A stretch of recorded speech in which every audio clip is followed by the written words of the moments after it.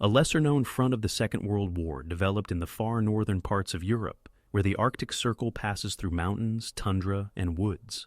The seeds of this Arctic conflict had been planted in the shifting alliances and strategic calculations of the late 1930s, long before the German invasion of the Soviet Union in June 1941.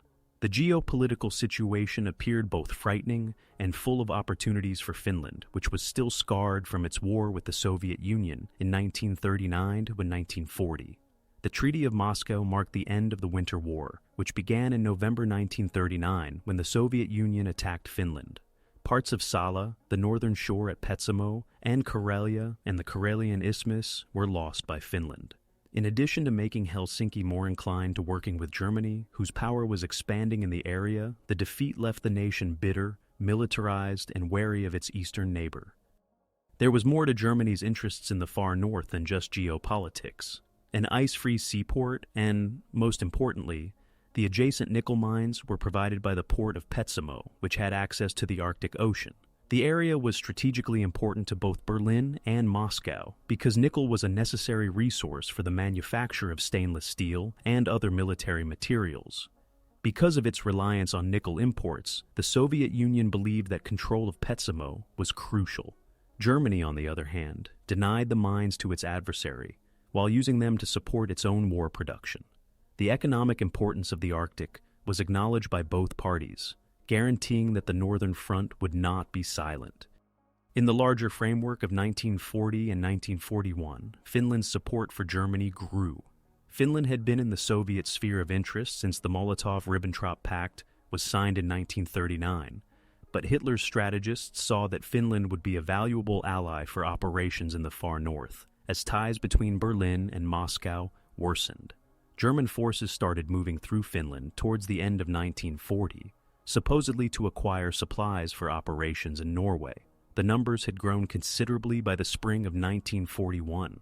Finland's territory became a vital staging area as German high command prepared for a potential attack on the Soviet Union. The Arctic was seen by the Soviets as both a weakness and a shield. Even before the Western Allies started Lend-Lease delivery, the ports of Murmansk and Arkhangelsk served as vital conduits for supplies and relief from abroad. Particularly significant was Murmansk, which is always free of ice because of the Gulf Stream. The ability of Moscow to maintain a protracted war was directly threatened by any German attempt to cut off the Soviet Union from these ports. Control of the Murmansk Railway, the only route linking the northern port with the rest of the Soviet Union, and the Kola Peninsula were key components of Soviet defensive preparation. Although the terrain, weather, and remoteness made reinforcement challenging, the Red Army kept sizable soldiers in the area. The Arctic Front became one of its northernmost expansions when Operation Barbarossa was initiated on June 22, 1941. The duty of initiating an offensive into the far north of the Soviet Union fell to General Nikolaus von Falkenhorst's German Army Norway. In order to recover lost territory from the Winter War, this force had to work alongside Finnish divisions. The 14th Army's General Valerian Frolov led the Soviets in the area as they readied themselves to stave off assaults along the Murmansk axis. With temperatures that might drop below -30 degrees Celsius, summer days that never ended, and winter days that were completely dark, the ensuing conflict was more than just an army conflict. The Arctic itself entered the conflict and set the parameters for the scope and speed of military operations. Helsinki's political climate was complicated. Under President Risto Ryti and Commander-in-Chief Carl Gustaf Emil Mannerheim, Finland's leadership attempted to strike a compromise between the need to preserve the country and the temptation to change its territory.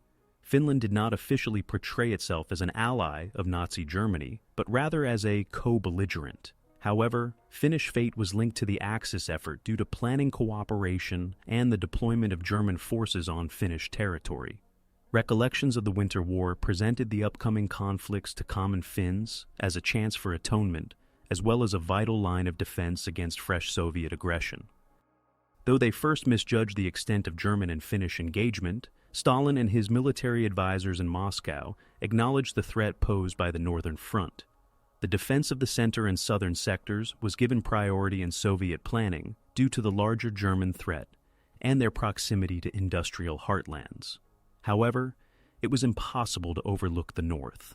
As the naval war in the Barents Sea and the convoy system later demonstrated, the survival of Murmansk and the railway required not only maintaining a crucial supply line, but also sustaining Soviet presence in the Arctic, where the boundaries between European and global struggle were blurred.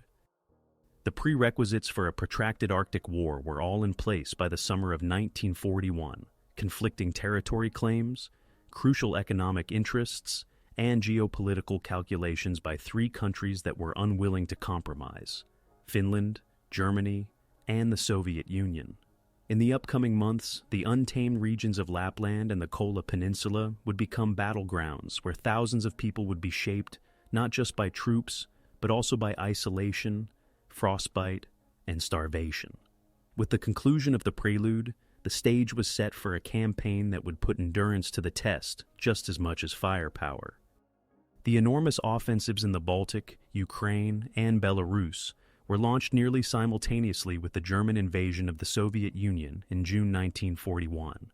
However, operations took place in the Arctic under particular circumstances and on a completely different scale. The roughly 2,000-man German Army Norway was split up into units whose mission was to advance into Soviet territory and hold occupied Norway. Operation Silver Fox, a concerted effort to capture Murmansk and shut off the city's railway, was the most important offensive. This would cut off the Soviet Union's logistical lifeline and deprive it of its most important northern port. The 2nd and 3rd Mountain Divisions, elite troops with mountain combat training, made up the Mountain Corps Norway, led by General Edward Dietl, one of the German formations assigned to this mission. They received reinforcements from SS members and auxiliary Finnish soldiers that were used to the Arctic environment.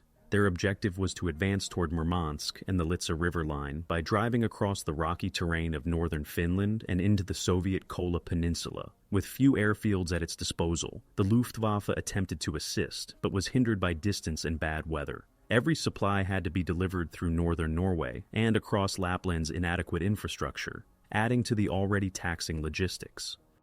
The Soviet 14th Army, led by General Valerian Frolov, put up some 12,000 soldiers against them, including border guards, rifle divisions, and naval infantry from the Northern Fleet. Artillery and a small but resolute air force backed them. Their mission was simple: stop the Axis forces from cutting the railway to Murmansk or from reaching the city. Short supply lines to Murmansk itself were advantageous to Soviet forces, but the single railway left them open to interruption. Additionally, Admiral Arseny Golovko's Soviet Northern Fleet actively participated in the defense of the Arctic coast, guaranteeing that naval and land operations were tightly linked. German mountain forces crossed the border into Soviet territory on June 29, 1941, marking the beginning of the first actions. With the intention of breaking through and moving east to Murmansk, they moved closer to the Litsa River. Though more slowly than anticipated, progress was achieved throughout the first week. Unexpectedly strong Soviet resistance was displayed by units positioned defensively along mountains and rivers. Mechanized transportation was practically impossible due to the rocky hills, marshes, and rough tundra. Along little dirt roads, the majority of supplies had to be transported by hand, horseback, or convoys of a few vehicles. The number of casualties rapidly increased due to exposure, illness, and tiredness in addition to warfare. At the same time, German and Finnish forces moved eastward into Kandalaksha in central Lapland in an attempt to cut the Murmansk railway. Soviet rifle divisions manning defensive lines close to Sala confronted this sector, which included the German 169th Infantry Division and the Finnish III Corps. The offensive also ran into delays here. Rivers and forests were expertly employed by Soviet defenders to impede the approach. Even when Axis forces managed to breach front lines, their ability to capitalize on victories was limited due to the absence of roadways. What was supposed to be a quick advance was slowed down in a matter of weeks. The Luftwaffe aimed to destroy Murmansk and stop Soviet ships from sailing the Arctic coast from the air. However, these raids' efficacy was constrained by bad weather, frequent fog, and a shortage of aviation bases. Even though it was damaged, Murmansk remained a port. Even though there were fewer Soviet aircraft, They used their close proximity to home bases to harass German columns and protect critical rail lines. By shelling advancing Axis forces close to the shore with destroyers and submarines, the Northern Fleet increased its firepower.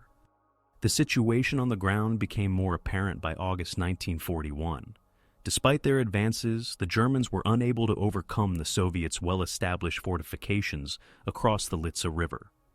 Mountain soldiers tried to achieve a breakthrough in many assaults, but were pushed back by artillery fire and counterattacks.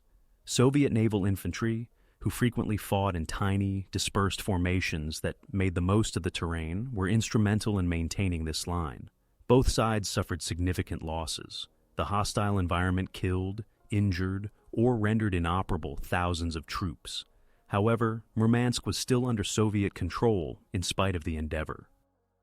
German and Finnish forces failed to cut the Murmansk railway, but they did seize some land in the Sala area. As roads became impenetrable muck due to autumn rains, supply shortages were severe. The Axis headquarters recognized that Murmansk could no longer be taken quickly. Rather, defensive fortifications were carved out of frozen rock and dirt as the front stabilized. The northern offensive, which had been intended as a daring attack, was turning into a geography and weather-driven war of attrition. The event was exhausting for the men on both sides. The Arctic summer's endless brightness prevented sleep, and men who were already exhausted were tormented by swarms of mosquitoes. Medical supplies and food were in short supply.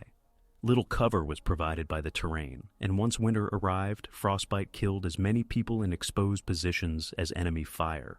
The Arctic front had reached a standstill by the end of 1941.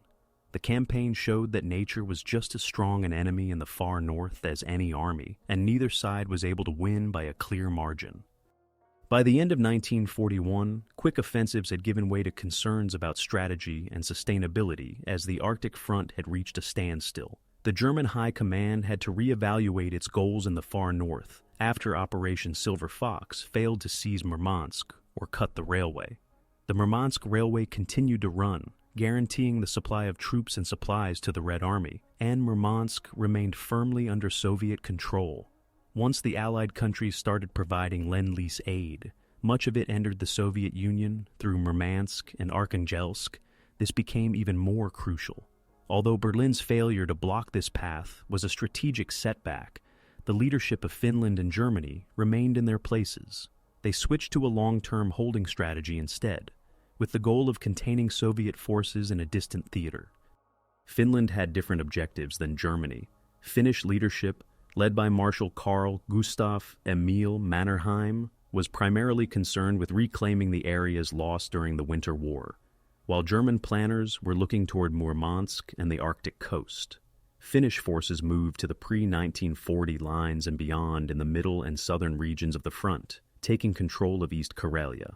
Mannerheim, however, refused to give in to pressure from Germany to increase his commitment to the Arctic offensive. Given the geography and Soviet resistance, he questioned whether it would be possible to capture Murmansk, and instead wanted to save Finnish forces for operations nearer to the country's center. The Axis coalition in the north experienced a mild but developing tension as a result of these conflicting interests. The Soviet viewpoint was just as nuanced. It was not just a question of local survival, but also national policy to defend the Murmansk Railway and the Kola Peninsula. By the end of 1941, Britain and the United States were providing the Soviet Union with vital supplies. These convoys relied on Murmansk's safety as a destination, because they were traveling over the perilous Arctic Ocean. Both the Northern Fleet and the Red Army made port protection a top priority. Moscow consistently pressed Soviet commanders in the Arctic to maintain the line at any costs. Despite the demands on Soviet troops elsewhere, reinforcements were sent to the area, including ski battalions and specialist units skilled in the cold weather operations. For all parties, logistics emerged as a distinguishing theme. Every ton of supplies needed by the Germans had to make the long journey from Central Europe to northern Norway, then into Finland via sparse road networks, and on via the front. Fuel was limited, horse transportation was slow, and trucks broke down on uneven ground. It grew more difficult to maintain troops as they moved farther. Even though they were more used to the situation, the Finns still had a very hard time maintaining supplies for their troops in places with limited roads and populated regions. The Soviets, on the other hand, had the benefit of shorter distances and direct access to Murmansk, where Arctic convoys could unload, despite only having one railway line. The front stabilization was greatly aided by this logistical imbalance. During this time, planning and intelligence also mirrored the larger strategic vision. Assuming that difficult weather would demoralize troops and that weakly fortified locations could be overrun, German intelligence understated the tenacity of Soviet forces in the Arctic. Rather, in order to remain effective, the Red Army swiftly adjusted by building defensive lines and rotating units. At first, the Soviets misjudged the extent of German and Finnish involvement, supposing that the main German drive would avoid the Arctic. The Soviet High Command made adjustments and committed more men and resources than expected when the battles of 1941 demonstrated the gravity of the Axis threat. Both parties used propaganda extensively. The Northern Campaign in Germany was depicted as a battle for resources, especially the Petsamo nickel mines, which were crucial to the Reich's military industry. The war was framed by Finnish media as a defensive attempt to ensure national survival and recapture lost territory, emphasizing that it was a continuation of the Winter War. The defenders of Murmansk were praised for stopping elite German mountain soldiers, and the Arctic engagements were portrayed in the Soviet Union as valiant motherland defenses. This story would be ingrained in Soviet wartime memory for years to come.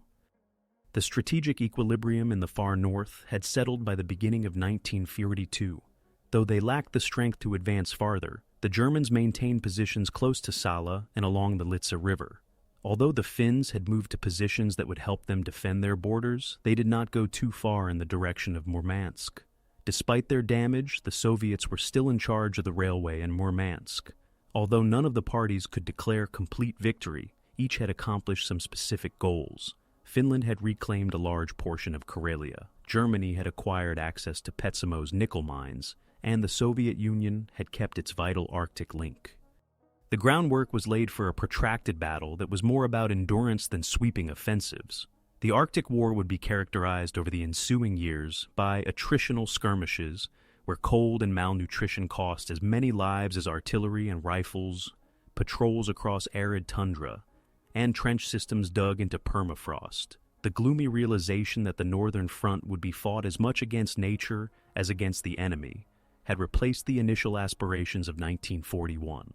The long grinding phase of the forgotten Arctic conflict had begun. The Arctic Front became a frozen standoff during the winter of 1941-1942. Rivers became walls of ice, and woodlands became dead patches of snow as temperatures fell to minus 30 degrees Celsius and lower. The German and Finnish forces dug in along defensive positions, extending from the Litsa River in the north to the woodlands at Salla in the center, after failing to make any progress in the summer and fall. In opposition to them, the Soviet 14th Army firmly established a line of trenches, bunkers, and fortified strongpoints that were connected by the railway in Murmansk. A war of attrition replaced the wars of movement, and survival relied on resourcefulness, flexibility, and sheer willpower. German Mountain Corps Norway set up defensive works in the Litsa region that were impressive given the tough conditions. Stone and wood were used to support the dugouts that were excavated out of the permafrost. Long portions of snowbound highways in northern Norway were traversed by shaky supply lines. Winter clothing was provided to soldiers, although it was frequently insufficient to withstand extended exposure. Medical accounts from the time period indicate that non-combat losses to cold equaled or surpassed war mortality in certain regiments, and frostbite became a constant worry. Even Finnish forces, who were more used to fighting in the winter, struggled to find enough food, fuel, and warm clothes. The situation for the Soviet defenders was just as bad. Nearly all of their supplies came from the Murmansk Railway, which had to transport coal, food, ammunition, reinforcements, and snow along crowded rails. Soviet railway troops maintained the line's exceptional regularity in the face of attempts by German and Finnish forces to damage it. British vehicles and weapons were among the vital supplies brought to Murmansk by convoys, albeit they were still few in number until American aid arrived in full. Eskies and sleds were utilized by Soviet soldiers, many of whom were from the north, to patrol and replenish areas that were off-limits to automobiles. They survived the polar night, when the sun disappeared for weeks at a time, thanks to makeshift shelters that were frequently constructed out of snow and dirt. Small-scale battles became the norm throughout this time. Patrols were started by both sides to scout enemy lines, obtain intelligence, and obstruct supply lines. Ski troops started to play a major role in these operations. In heavy snow, Finnish and Soviet ski detachments clashed, striking abruptly before disappearing into the woods. These units conducted ambushes that caused disproportionate losses while moving silently across the tundra. German soldiers, who were less adept at skiing, depended on snowshoes and defensive perimeters, although they frequently couldn't keep up with their adversaries' speed. Instead of broad offensives, the Arctic War turned into a battlefield of raids and counter-raids. Conditions hampered the use of air power and artillery. Building trenches was challenging due to frozen ground, and artillery bombardment frequently had less devastating effects since the shells buried themselves in the deep snow. Weather regularly grounded planes, and Soviet fighters operating from neighboring bases disputed the skies with increasing confidence as the Luftwaffe tried to bomb Murmansk throughout the winter. By conducting modest amphibious attacks behind German lines and supporting coastal artillery, the Soviet Northern Fleet also made a contribution. Destroyers and submarines kept a presence that bound German soldiers to coastal defense, even in frozen ports. Isolation and perseverance characterized the human experience of this Arctic winter. In their claustrophobic dugouts, soldiers' breath became to ice on the wooden walls. Food rations were boring and frequently consisted of canned beef, dry fish, or frozen bread. Shortages were also frequent. Men occasionally went days without heated meals due to supply shortages. The sheer volume of trench foot and frostbite patients put a burden on medical resources. A psychological toll is revealed by diaries and accounts from both sides. The never-ending night, the quiet that is only occasionally broken by gunfire and wind, and the feeling of being forgotten in comparison to the massive conflicts going on elsewhere. Only routine, camaraderie, and the understanding that both sides were operating in the same harsh environment were able to sustain morale, which turned into a delicate commodity. The winter brought home to the Finns the boundaries of their alliance with Germany. Helsinki rejected German proposals for more extensive offensives, even though Finnish soldiers performed well in their designated sectors. According to Mannerheim, pushing further toward Murmansk ran the risk of going overboard and suffering unsupportable losses. Although his position infuriated Berlin, it was consistent with Finland's cautious war objectives, which were to reclaim lost territory and maintain a defensive posture rather than pursue far-off and dangerous goals. The slowness was hard to defend for German officers used to decisive operations elsewhere, but they were powerless to change the situation to their advantage. Winter actions on the Soviet side showed tenacity and flexibility. Despite the lack of reinforcements from other fronts, the 14th Army was able to retain its position and even launch a few small counterattacks. In the upcoming year, Soviet engineers built defensive bands that would hold up against German attacks. The strategic accomplishment of successfully defending Murmansk in 1941 was reinforced by the defense's perseverance during the harsh winter. The train kept running, the port stayed open, and the northern Soviet soldiers lived to fight another year. The Arctic front had developed its distinctive character by the spring of 1942. It was a protracted conflict determined by endurance and the environment rather than a site of major engagements. The Soviets kept Murmansk and its railway lifeline, while the Germans controlled Petsamo and the approaches from Norway, guaranteeing access to nickel. Despite holding on to their reclaimed lands, the Finns avoided making further significant investments in the far north. Although each side had made some progress, the combination of the Arctic environment and opponent resistance proved too much for them to overcome. The winter had shown that nature itself was the ultimate equalizer in this drama, setting boundaries that no general could disregard. Although there was little movement on the Arctic front by the spring and summer of 1942, both sides realized how critical it was to solidify their positions. The Finns maintained their sectors close to Salla and Kandalaksha, while the Germans, under Mountain Corps Norway, remained in control of the Litsa River line north of Murmansk.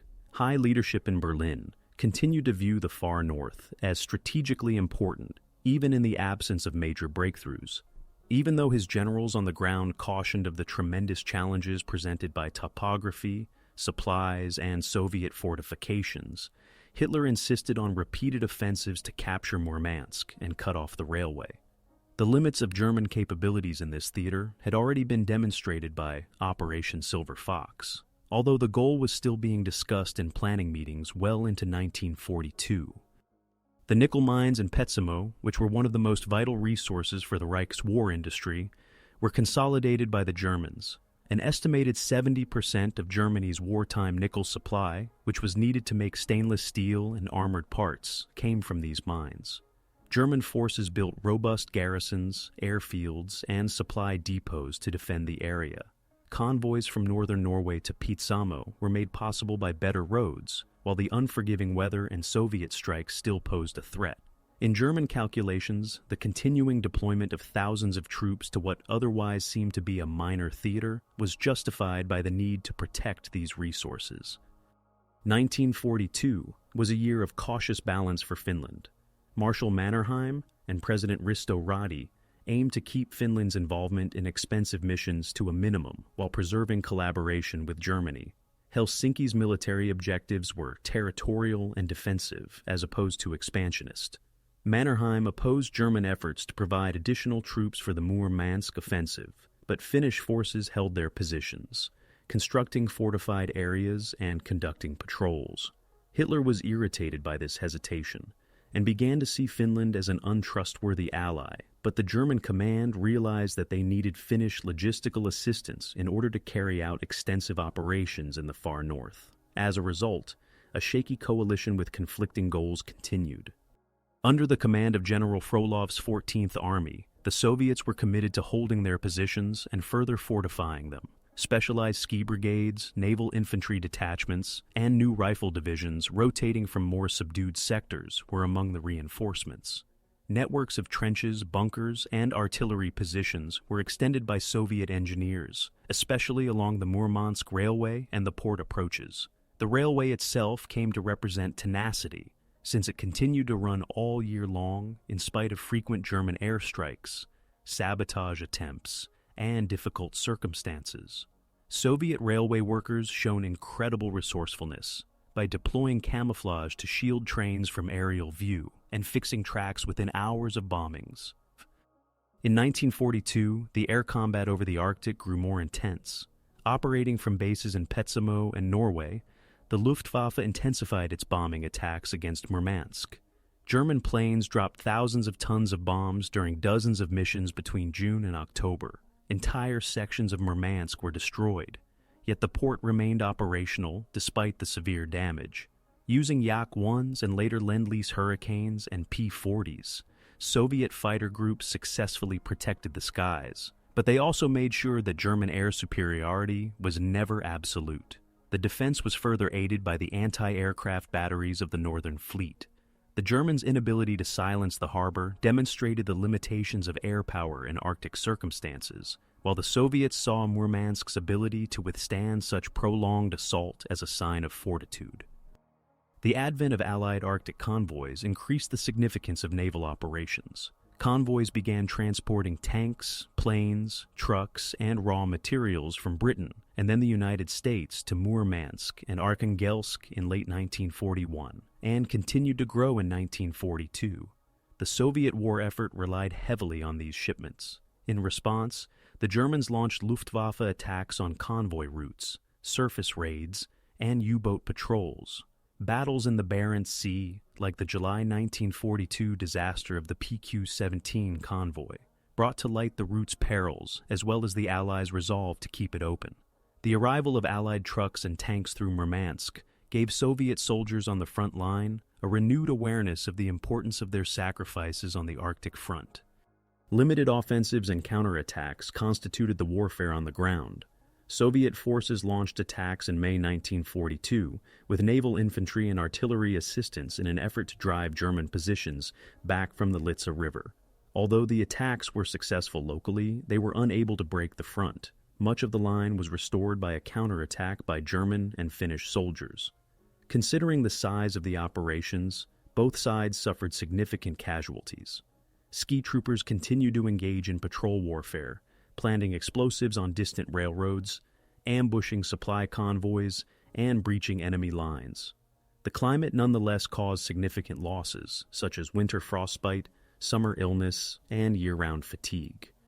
The repercussions of the conflict were also felt by civilians in the far north. German forces requisitioned food, lodging, and labor in occupied Lapland, placing additional strain on the already scarce local populace. Despite having few resources, Finnish authorities made an effort to keep their zones civilly orderly. Communities close to Murmansk in the Soviet north had to deal with shortages, airstrikes, and the ongoing danger of invasion. In order to help the front, entire towns were mobilized to serve in auxiliary troops, deliver supplies, or repair roads. Many indigenous peoples, like the Sami, were forced into military service or refugee status as a result of the war's disruption of their customary fishing and herding livelihoods.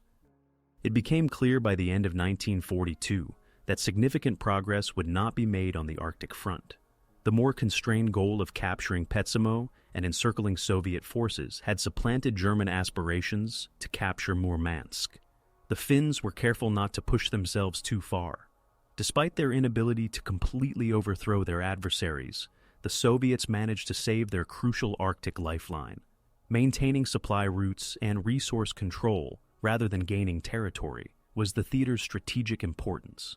As a result, the Arctic War began a protracted period of attritional, static fighting that was crucial to the war's overall outcome, but overshadowed by the titanic engagements taking place in Stalingrad and the Caucasus.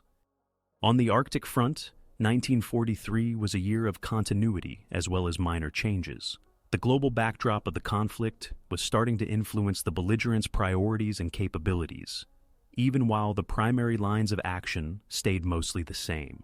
Germany no longer saw the far north as a region from where decisive outcomes could be anticipated as it recovered from the loss at Stalingrad and prepared for fresh Soviet offensives elsewhere. With its significance based more on diversion and resources than on innovations, the Arctic has devolved into a secondary theater. The year served as a reminder to Finland of the significance of upholding its defensive posture and avoiding involvement in German geopolitical aspirations. 1943 was a year of consolidation for the Soviet Union, setting the stage for future offensives that would eventually drive the Finns and Germans back. With its 2nd and 3rd Mountain Divisions, as well as components of the 6th SS Mountain Division Nord and the 210th Coastal Defense Division, Mountain Corps Norway remained on the German side, manning the Litsa River front. About 100,000 German soldiers were still stationed in the Arctic theater overall, with an additional 5,000 Finns in nearby areas. Their defensive responsibilities included guarding the nickel mines in Petsamo, defending northern Norway against possible Allied attacks, and stopping Soviet advances on the Norwegian coast. Supply was still a nightmare. Each ton of food or equipment had to be shipped across roads that were susceptible to sabotage and air attacks, after passing through Kirkenes, Tromsø, and Narvik. Even though the Wehrmacht improved its infrastructure, as Germany's whole logistical system failed, it became increasingly apparent how difficult it was to maintain such forces in isolated areas. The 3rd Corps of Finnish forces remained in their positions close to Salla and Kandalaksha. Mannerheim continued to employ a careful containment strategy. He dismissed fresh German plans to launch massive offensives against the Murmansk Railway, claiming that they were impractical and may devastate Finland's personnel supply. At first, the Finnish people were in favor of reclaiming lost lands, but they weren't very excited about expensive activities in the barren far north. Although these attempts were still in their infancy, the Finnish government also started making covert diplomatic contacts in 1943, with the goal of investigating possible wartime withdrawal plans. Finnish soldiers in the Arctic began to view the conflict less as massive battles and more as tedious trench duty, patrol warfare, and climatic survival. On the other hand, the Soviets viewed 1943 as a chance to fortify the Arctic front in anticipation of the strategic offensives that High Command was starting to plan. With some 13,000 soldiers, the 14th Army continued to hold the Murmansk Railway and the Kola Peninsula. Newly established rifle brigades and units with Lend-Lease equipment were among the reinforcements. The introduction of Canadian snowplows, British Universal Carriers, and American Studebaker vehicles improved logistics and mobility. Deliveries of Allied aircraft, including P-39 Airacobras and Hurricanes, increased Soviet air power in the north and improved the Red Air Force's capacity to compete in the skies.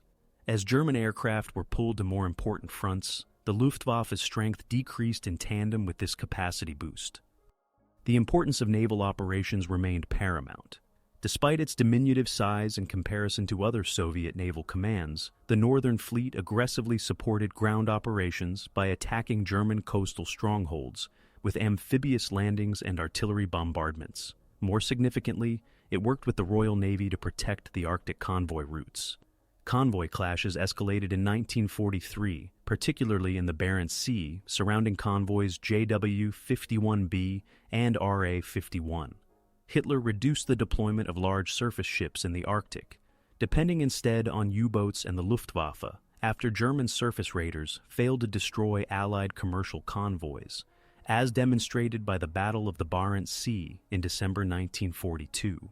This change improved the security of the supply lines that fueled the Soviet war effort and lessened the direct naval threat to Murmansk.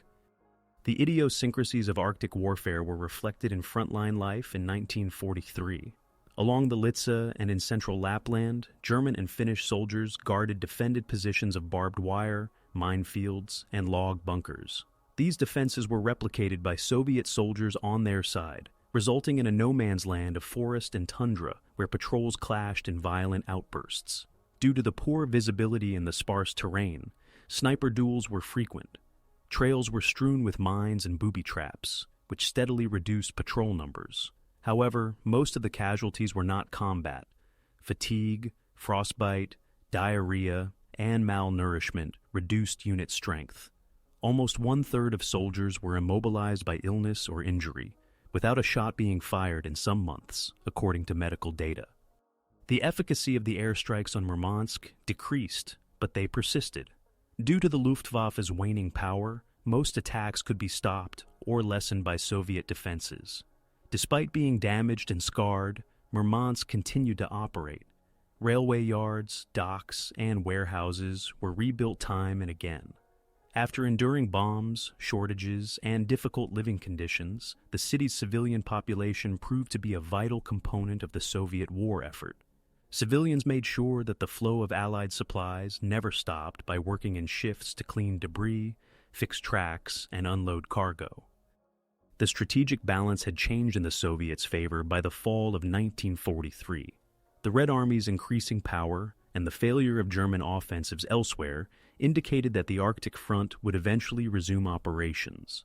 Though preparations were evident, it was peaceful for the time being in contrast to the titanic battles at Kursk or along the Dnieper. Soviet units alternated between amphibious and ski warfare training. They set up new munitions and fuel stockpiles. German commanders tightened defensive belts and prepared for the potential of fresh attacks as they became aware of the storm that was building. Thus, the contradiction of the 1943 Arctic War, stable on the surface but changing underneath due to world events, was what made it unique. Even though there were no significant actions on the front itself, its strategic importance increased as Petsamo's nickels supported German industry, and Murmansk kept directing Allied supplies into the Soviet war machine. The endurance balance was starting to work in Moscow's favor. Both sides were aware that the pause was only temporary and that significant engagements would soon resume in the harsh terrain of the far north.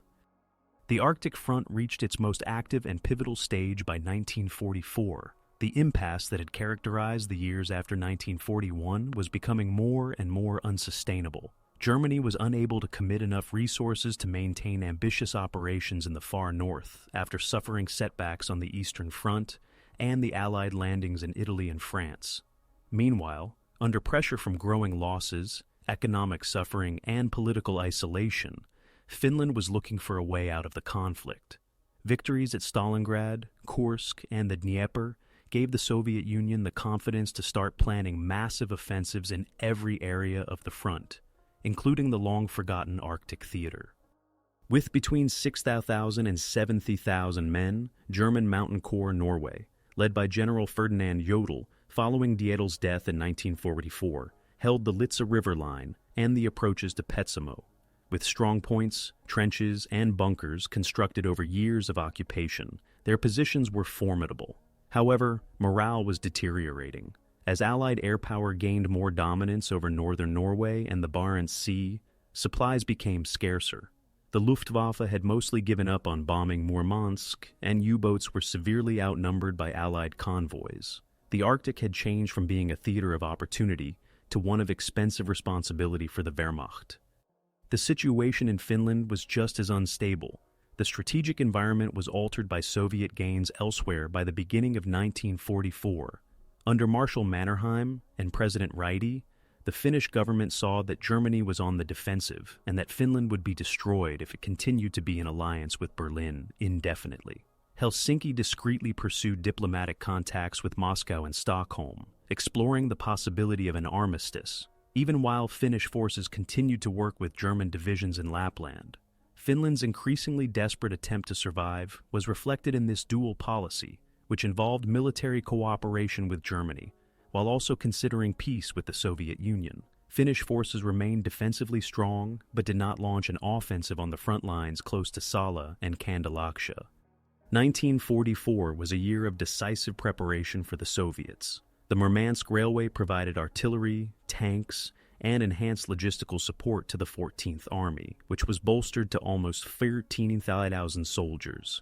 Throughout the Kola Peninsula, Soviet engineers constructed depots, roads, and supply dumps. Lend-Lease assistance was evident in the form of American jeeps, providing mobility to reconnaissance forces, Studebaker trucks carrying supplies across the tundra, and Allied aircraft supporting the Red Air Force's dominance of the skies. Under the Leningrad Front and then the Karelian Front, Soviet strategists started formulating an offensive strategy to breach German lines and occupy the Petsamo area. The Petsamo-Kirkenes Operation would be the name given to this. Early in 1944, small-scale combat gave a preview of what was to happen. German outposts were raided by Soviet ski detachments, which destroyed supply convoys and captured prisoners for intelligence. German coastal defenses were put to the test as naval infantry, aided by the Northern Fleet, conducted limited amphibious assaults along the Arctic coast.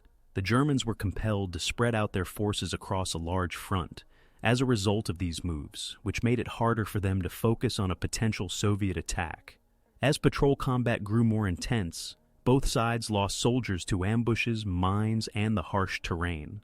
However, the general trend was clearly moving in the Red Army's direction. In 1944, the significance of the Arctic convoys peaked. Convoys transported millions of tons of raw supplies, trucks, planes, and thousands of tanks via Murmansk and Arkhangelsk as Allied production sped forward. This influx directly benefited the Soviet 14th Army, which provided regiments with artillery pieces, radios, and vehicles that significantly increased their offensive capability. Despite ongoing German efforts, the Northern Fleet, working with American and British naval forces, made sure that the majority of convoys arrived at their destinations. The fact that this lifeline survived demonstrated how strategically ineffective Germany's initial Arctic goals were. The burdens of the conflict continued to fall primarily on civilians. After years of shelling, the people of Murmansk had to reconstruct their houses and infrastructure, which put them under constant stress. Rationing was strict and food was still in short supply. German garrisons disrupted towns in Finnish Lapland by imposing labor demands and requisitioning supplies. As Germany's fortunes worsened, tensions between the local populace and the invading army increased. Forced labor and displacement exacerbated the loss of traditional livelihoods for indigenous Sami tribes. The Arctic War had a terrible and long-lasting human cost that was frequently ignored by bigger conflicts elsewhere. Plans for a massive operation to drive the Germans out of northern Finland and the Kola Peninsula were prepared by the Soviet High Command by the middle of 1944. The October operation would include amphibious landings, armored thrusts, artillery barrages, and coordinated naval support.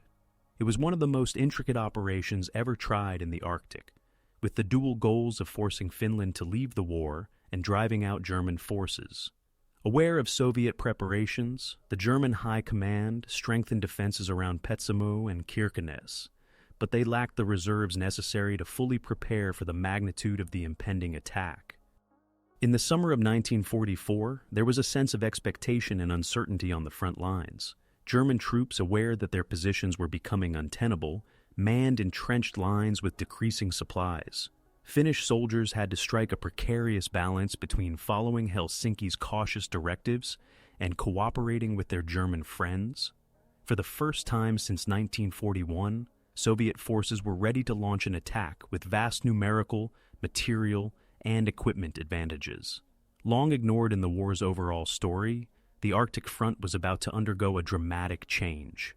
Rapid movement, forced withdrawals, and the collapse of German aspirations in the far north were about to replace the frozen stalemate. The eagerly anticipated Soviet onslaught on the Arctic front started in October 1944. The Red Army's dramatic move to expel German soldiers from the far north, known as the Petsamo-Kirkenes Operation, was the result of years of preparation. Over 33,000 soldiers from the Soviet 14th Army participated in the operation with assistance from the Northern Fleet, multiple tank brigades, and more than 2,000 pieces of artillery. Approximately 6,000 German soldiers from Mountain Corps Norway, who were positioned in strong positions at Petsamo, Luostari, and the Litsa River, faced them. Both sides' capacity to function in one of the war's most hostile situations would be put to the test, in addition to soldiers and weaponry. Massive artillery barrages in the Litsa River sector marked the beginning of the operation on October 7, 1944. German bunkers and defensive belts that had been being built for years were the target of thousands of shells fired by Soviet artillery. At the same time, assaults were launched across the river by Soviet infantry backed by ski soldiers and tanks. The Soviets were able to create bridgeheads despite the strong defenses because of their sheer numbers and the weight of fire. To outflank the defenders, Northern Fleet-landed naval infantry forces attacked German coastal defenses. Days later, pressure was causing the German front line to crumble.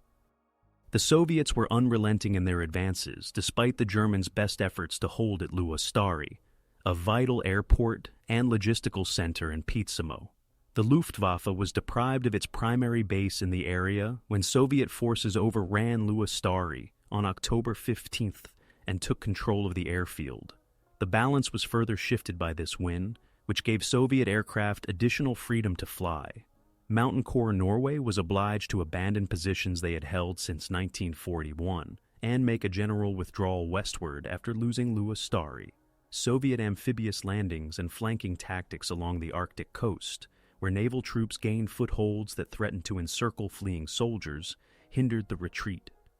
Soon after, Petsamo itself fell.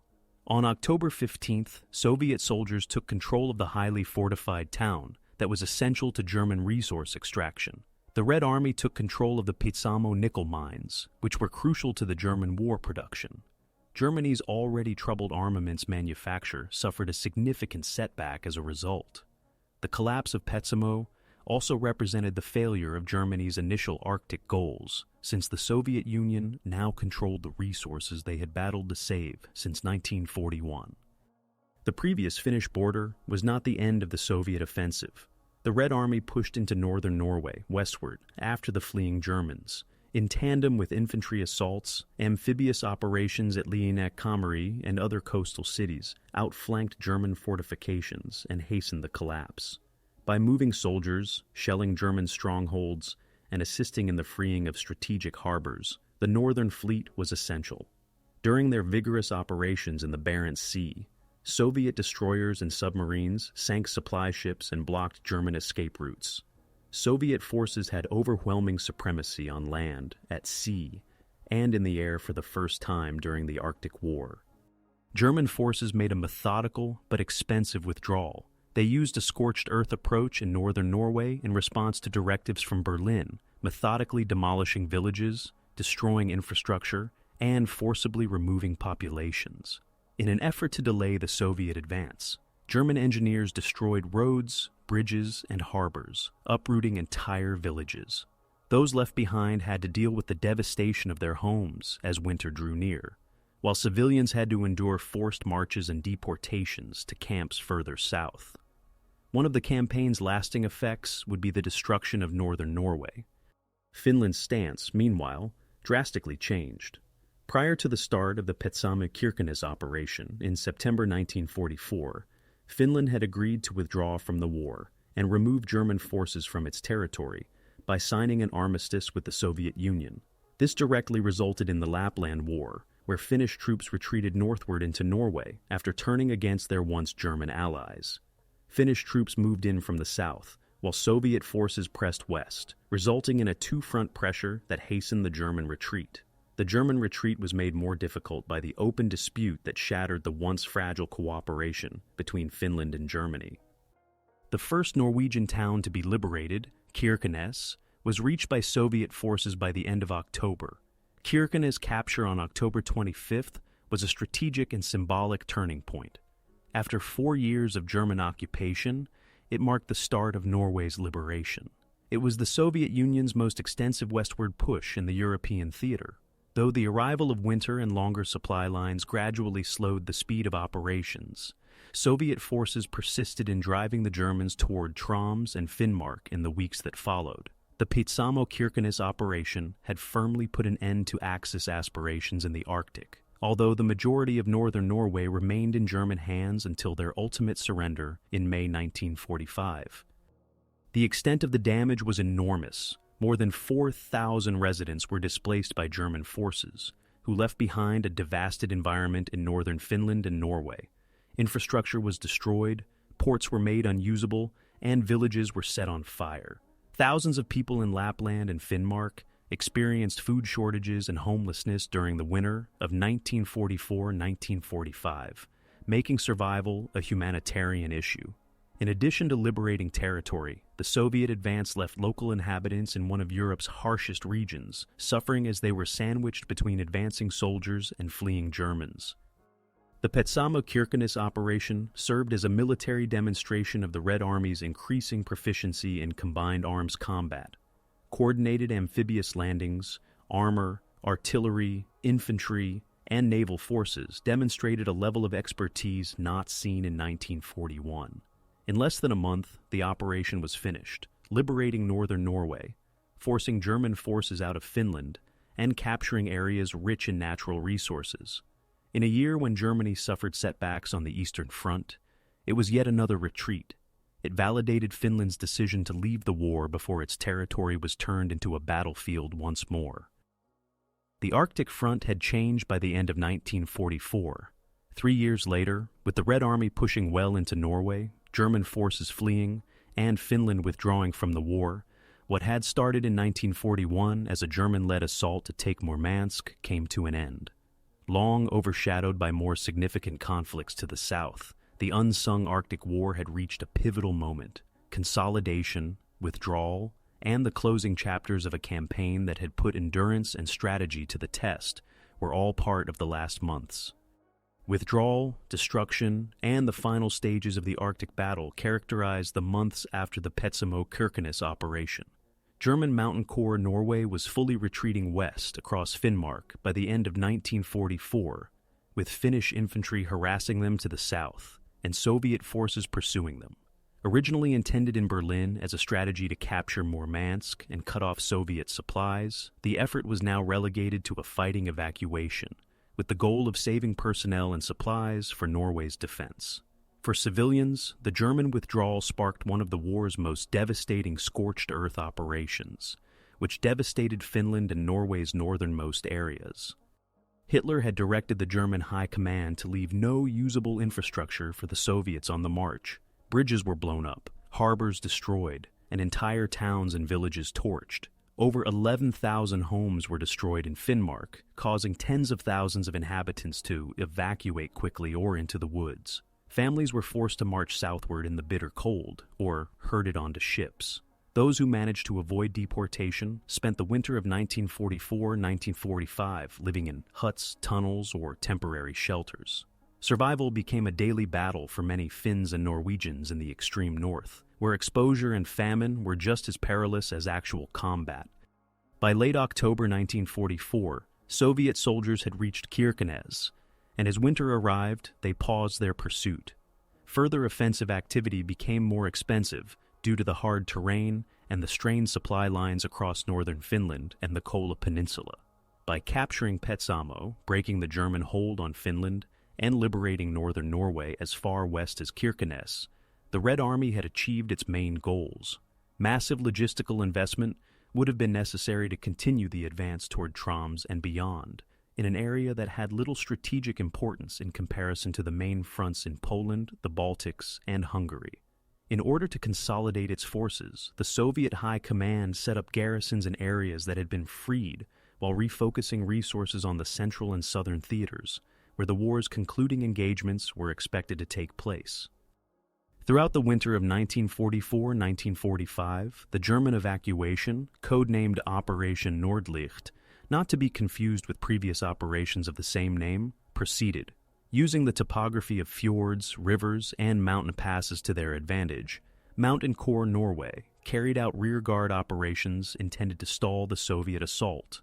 After moving through Tana and Alta, units engaged in delaying warfare, frequently detonating infrastructure. German forces avoided encirclement by managing a comparatively orderly retreat in spite of gasoline and ammunition limitations. The majority of Finnmark had been evacuated by early 1945, and German forces gathered in Tromsø and Narvik in anticipation of the last defense of Norway before the general surrender in May. The Lapland War began for Finland after September 1944, when Finnish forces betrayed their formerly German comrades in violation of the conditions of the ceasefire with the Soviet Union. Devastation, burned earth, and maneuver were the hallmarks of Lapland combat. German and Finnish units battled during the German evacuation, causing skirmishes in Rovaniemi and Kemi despite the Finns' reluctance to fight big conflicts. The destruction caused by the withdrawal was symbolized by the burning of Rovaniemi, Lapland's administrative hub. Although it came at the expense of extensive damage in the north, Finland had accomplished its duty to drive out German soldiers by the beginning of 1945. These latter months had a disastrous effect on civilians. About 2,000 inhabitants were left behind in destroyed settlements in Norway, after an estimated 45,000 were forcibly removed. Tens of thousands were displaced in Finland as German forces damaged homes, farms, and infrastructure, and many survived the winter in crude shelters excavated into hillsides, frequently referred to as cave dwellings. The destruction of pastures, barns, and transportation routes marked the loss of traditional ways of life for the Sami, whose livelihoods were based on fishing and herding reindeer. Decades would pass before these areas recovered from the devastation, which left entire towns impoverished.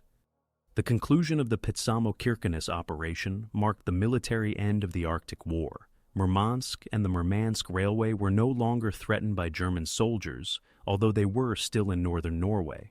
Up to the conclusion of the war, the Red Army controlled the Kola Peninsula and ensured that Allied convoys could pass via Murmansk.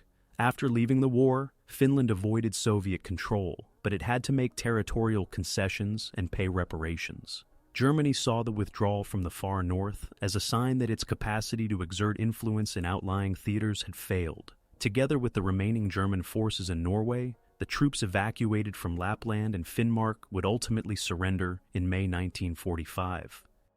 The Arctic War had been overshadowed by the last European conflicts by early 1945. The world watched as millions of men engaged in pivotal campaigns along the Oder, the Vistula, and the Rhine. Soldiers and civilians, meanwhile, still had to suffer in solitude in the far north. While Soviet patrols and Norwegian resistance organizations worked in liberated areas, German rear guards engaged in delaying operations in the snowy terrain. With scant Allied support and assistance from local authorities, civilians tried to rebuild amid the wreckage. Although the Arctic War was almost done, its effects would last long after the guns had stopped firing.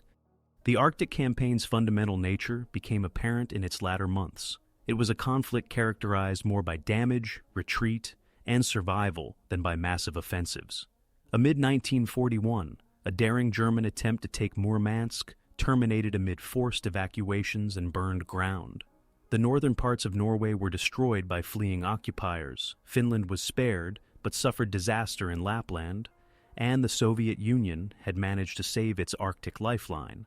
With a landscape of ruins, displaced people, and a legacy overshadowed by the larger battles of the Second World War, the forgotten war of the Arctic was coming to an end. Even though the Arctic War had ended in actuality by May 1945, it was nonetheless remembered as one of the most peculiar and vicious conflicts of World War II. Its legacy was determined by its tenacity, the human cost in harsh circumstances, and its influence on the destiny of Finland, the Soviet Union, and the far north of Norway, rather than by broad offensives or enormous losses comparable to those of the Eastern Front. Despite being overshadowed by the conflicts in Berlin, Normandy, and Stalingrad, the Arctic War had a unique role in the larger struggle because it demonstrated how crucial geography, resources, and supply routes are when formulating a strategy.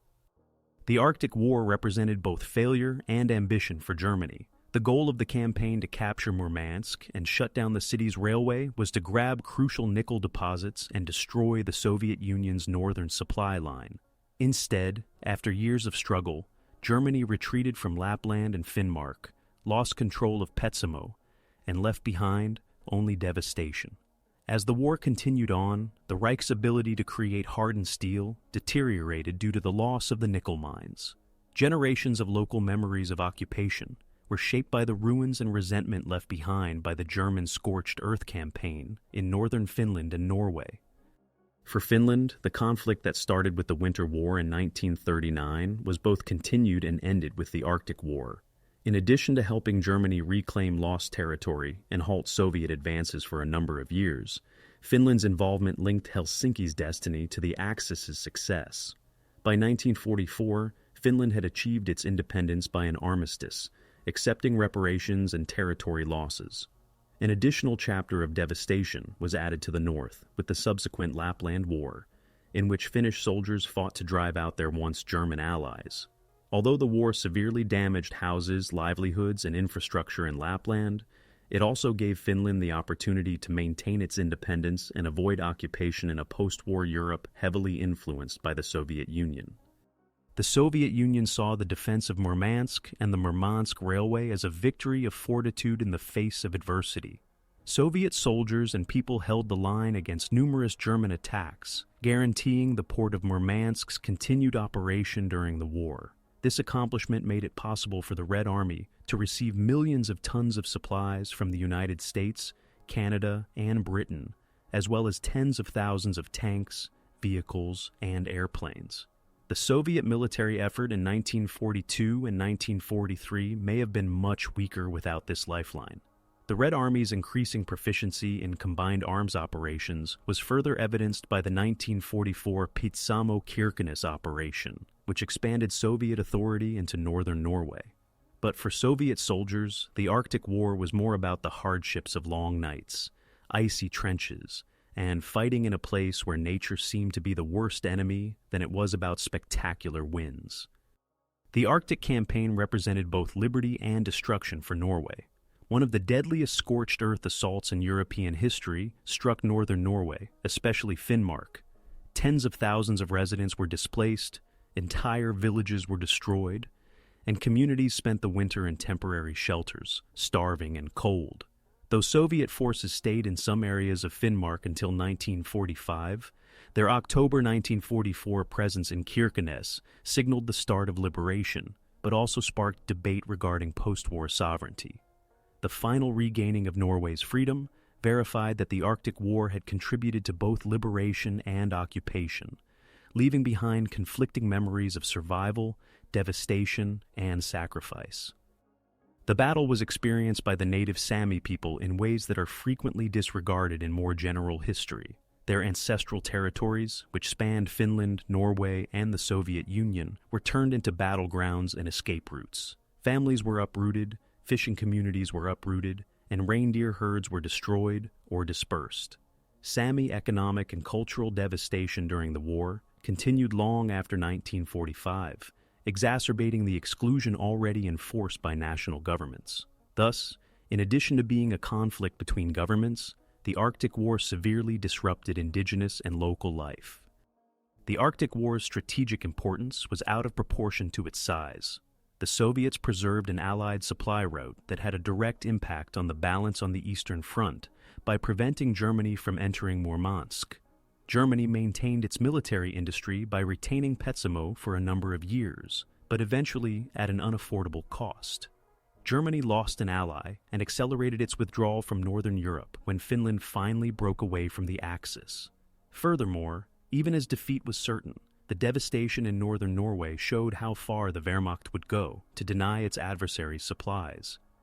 Because its engagements were overshadowed by larger campaigns elsewhere, its fatality statistics were smaller, and its narratives were less important in post-war history.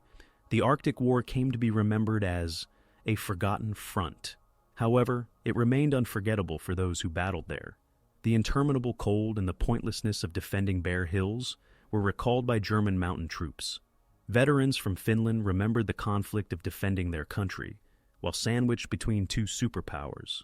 The defense of Murmansk was hailed by Soviet soldiers and citizens as a testament to perseverance. Long after peace returned, Finnmark's Norwegian population had to live with the scars of destruction. The lessons learned from the Arctic War are what will be remembered, not its scope. It made clear how crucial logistics are in harsh conditions, how strategy and resources interact, and how resilient people can be when caught in the middle of a full-scale conflict. It influenced Norway's western direction and Finland's careful neutrality, so defining the post-war borders and alliances of Northern Europe. Additionally, it left a record of human survival in hostile and climatic environments that pushed the boundaries of endurance.